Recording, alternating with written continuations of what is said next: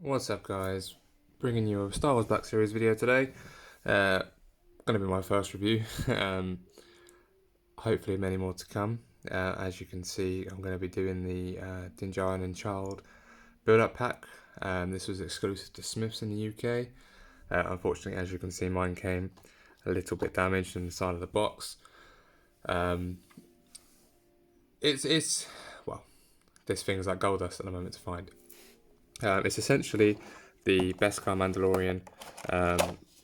As you can see here, look, essentially it's the Beskar Mandalorian from the single release, but obviously with the added feature of the removable helmet.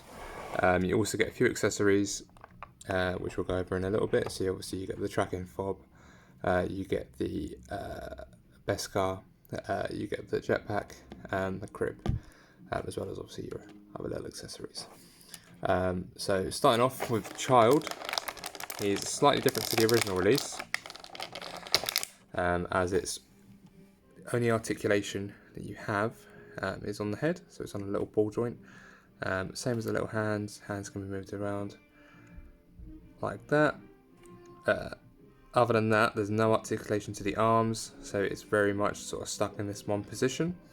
But in terms of sculpt detail, it's pretty much on par, although this one, compared to my other one, I've noticed that this one, the hair is painted in a little bit more sort of finely, so it brings out that detail a bit more. It's so small. Let me just adjust this.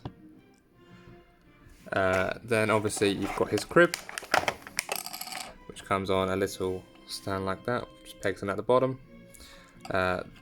with a clip at the top where you can sit the child inside. So that stands quite nicely. Just getting balanced. Right. Now let's get on to Mando himself. Now, if there's any sort of tips and tricks out there that you guys have that might help me for later videos, please do comment. Like I said, this is my first. I do want to sort of get into reviewing more. I have an extensive sort of collection I would like to go over and go over some stuff. So that would be cool. Let's get out all these other little trinkets as well. Leave those in there for now. So in terms of the figure, it's like I said, it's pretty much 99% reuse from the Beskar Mandalorian. Everything in terms of articulation is pretty much exactly the same. Obviously you've got your hinge and swivel at the elbow, so it goes up to about 90 degrees. You've got your little pivot at the wrists, goes up and down, so that's nice, especially for that gun holding poses. Your head is on a ball joint by the looks of things, so it goes sort of down. You can look up a little bit. You can already see sort of here. This is sort of the only difference in this figure is you've got that nice sort of head sculpt. Now, when this was first released, a lot of people didn't like the look. I'll try and get this to focus in a little bit better. Can I get it to focus? There we go. I mean, I don't think it's too bad.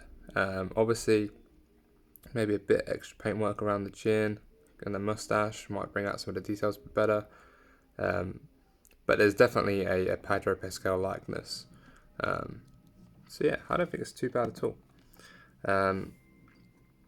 Obviously, you've got your legs to kick out about that much. They kick back about that. Go about just under 90 degrees. And then obviously you've got your boots up and down, and then your pin for rocker. So yeah, that's like I said, it's pretty much exactly the same as Beskar Mando, just for the fact that you can remove the helmet. You've got his jetpack as well. I'm probably not going to display it with this on, only because with it being a plastic cape, when you peg the jetpack on, you've got the same issue as Oh, 2 seconds. The same issue as on the original Beskar Mando, where the cape just kind of stands like that. So, I mean, it works if you put him in a flight pose. I suppose you can put him sort of facing up, putting his hands nose down, and you can get it sort of like that. But in terms of sheer sort of shelf display, I won't be doing that. Same as before, you can peg your rifle on the back. Ooh, I always found these to be really, really tight though. There we go. And yeah, that stands really nicely.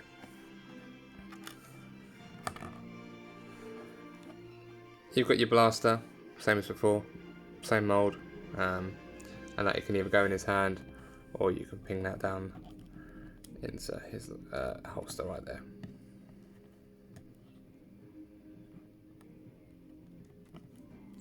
So yeah, that's the Mando figure. So let's stand into over there.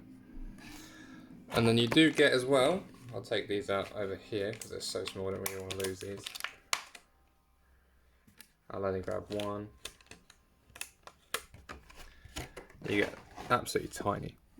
You get a small piece of Beskar. I don't know if I can get this to focus. Nope. As you can see, extremely small. Yeah, absolutely tiny. There's some nice detail in there. You've got the little insignia as well. I don't know if you can see this there. You also get your tracking fob. So all in all, it's a really, really nice sort of set. If you've got the original Beskar Mando, it's kind of a tear. I mean, I find that they're really, really similar. If you've got the original Beskar Mando and the original Child, which I prefer the original Child just due to in terms of the articulation. The only thing you're really paying for this is the tracking fob, the crib, and really the ability to take off his helmet. So depending on how you're going to display it, if you're going to do sort of, I don't know, if you want to display him without his helmet and you want to do that sort of season 2 finale look, you can do that. But it's really sort of down to you what you think if you feel like you need it. Yeah, let me know what you guys think down in the comments. Obviously, like I said, this is a very, very quick review. I've never done one of these before, so this will be my first. Hopefully we get better at it. Don't really know much else to do. So yeah, if you can tell me any advice, any tips and tricks on how to make it better for you guys, then let me know.